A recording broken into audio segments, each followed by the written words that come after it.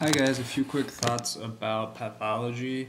I want to start by saying pathology was a difficult course for me. I don't consider myself to have a great memory. Um, my worst mock board after first year was histology, and I feel like these classes that it's just like start remembering stuff.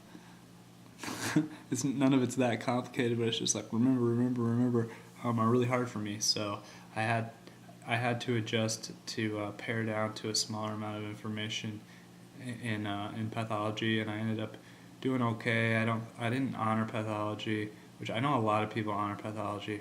Um, I I didn't think the caliber of the course at Loma Linda was worth trying to honor.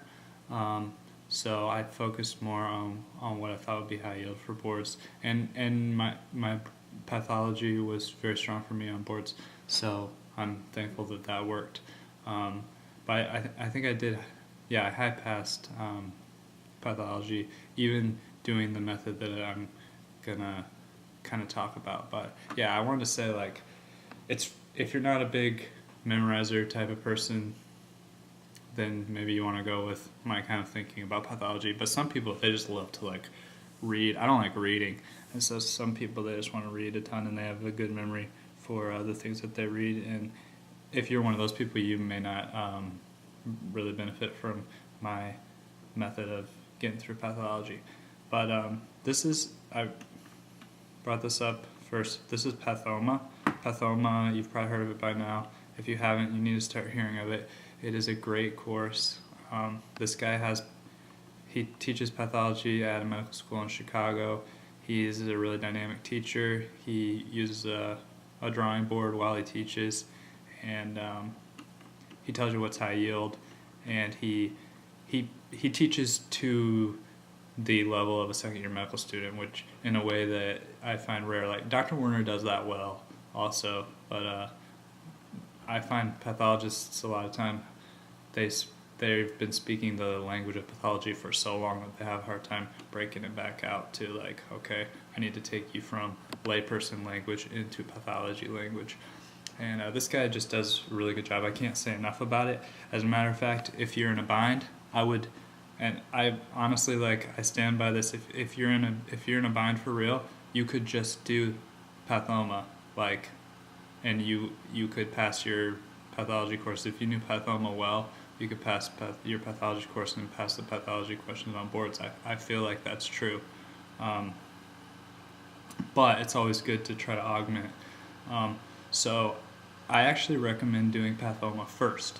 Um, Pathology happens in these little blocks. Like you're gonna be on the, you're gonna have like your gallbladder block, and you're gonna have your liver block, and and he's got them all.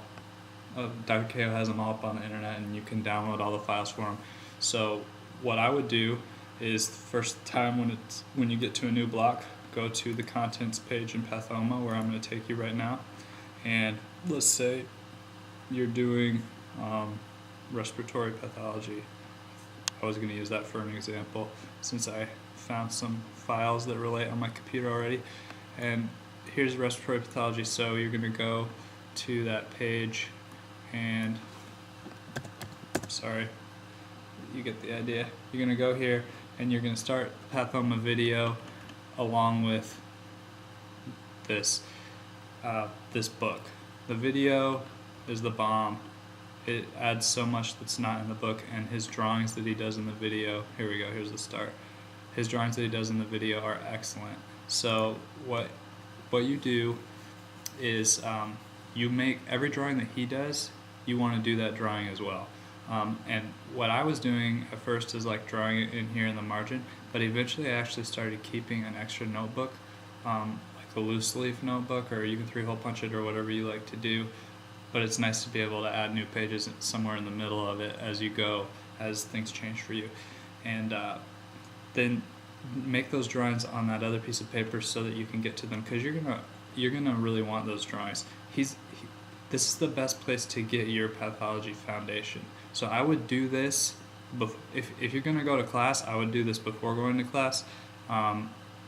as the year progresses, a lot of you will probably find you don't need to go to class anymore because you've kind of learned how to do your learning independently. But anyway, I would the reason that I feel like it's so important to do pathoma early and to do it well is because if you can actually learn pathoma like to the point that you know what's in it and you know what's not in it, then if you want to give a quick run through Dr. Ko's notes later, you don't waste your time like re-underlining all the stuff that you already know in pathoma. You just like mark with a vertical line on the edge of the page. Okay, here's something that wasn't in pathoma. Then, and if you're doing Dr. Ko's audio review and he makes it sound really important or tells you to put 9 stars by it, then you know that on your last time through to look in your notes for those little extra lines that you marked that aren't pathoma. But otherwise, stick with pathoma. It's a nice size. I got through most of it in the weekend before the Path mock board, and that mock board went really well for me because of that. And then I got through most of it again before step 1. So it's a doable size of such a big topic. So anyway, I would say start with pathoma. Keep that extra notebook of drawings so that you can refer to the drawings and you don't have to be dragging through videos to find Dr. Sitar's old drawings. And then once you have a pretty good idea of pathoma,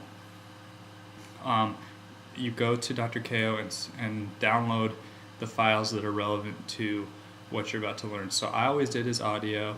Here's Dr. Ko's audios. I always did them like last, like right before the test. Well after I did pathoma anyway. So, but what I would like to do after I did pathoma, I would do Dr. Ko's videos alongside the pictures. It's the same information, but he makes a video, and so if I play this video, I play at double speed. Dr. Ko talks pretty slow.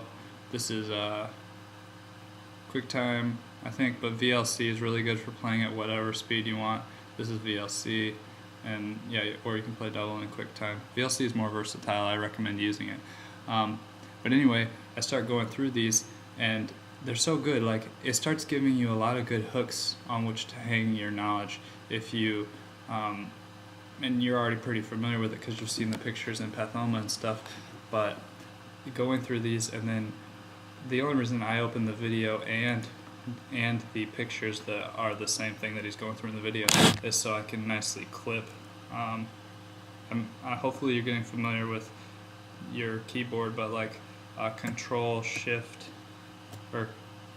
Apple Shift 4 is how you screen clip something directly to your clipboard, so you can paste it in.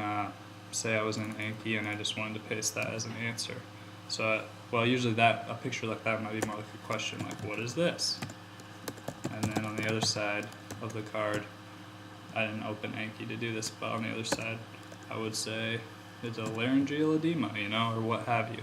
So that's a good way to just kind of, as you go through, I feel like doing the audio of Dr. Ko is so much better than just reading the notes of the different lectures, because for one, Dr. Ko is notorious for giving really good hints, and for the other, it's just like he's a pathologist, and he despite, in my opinion, not having probably the resources that it would take to really organize a great pathology course like this one is. Dr. Ko is a pathologist, and he is very familiar with, or quite familiar with, what boards wants to ask you about diseases. So I appreciate like the intonation in his voice and him telling you how many stars there are to put next to something, and that kind of thing is really good.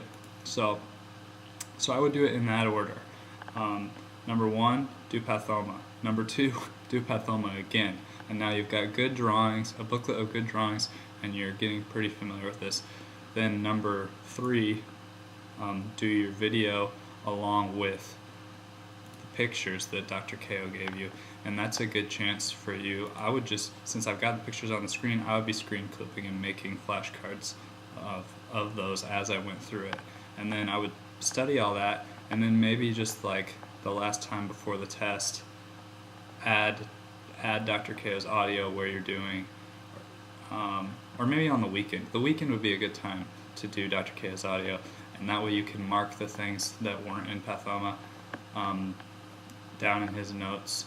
And I don't know, do that if you want to. Like if you're trying to get honors or something, add to Pathoma. But if if if not, like I feel like the notes are just massive enough and not pithy enough to really be worth your time.